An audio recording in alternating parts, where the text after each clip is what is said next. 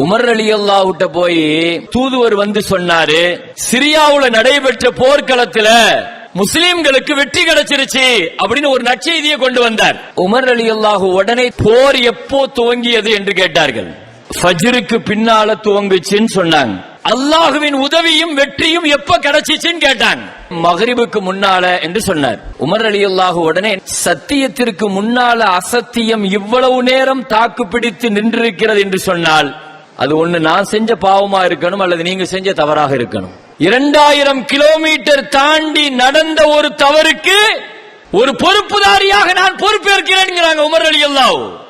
சமுதாயத்தில் ஒரு இளைஞர் வழி தவறி நிற்கிறார் என்று சொன்னால், போதைக்கும் பெண்ணுக்கும் போனுக்கும் அடிமைப்பட்ட ஒரு சமூகத்தை இன்றைக்கு உருவாக்கி வைத்திருக்கிறோம் என்று சொன்னால், இளைஞர்களை பண்படுத்த தெரியவில்லை, இளைஞர்களின் சக்தியை சமுதாயத்திற்கு பயன்படுத்த தெரியவில்லை.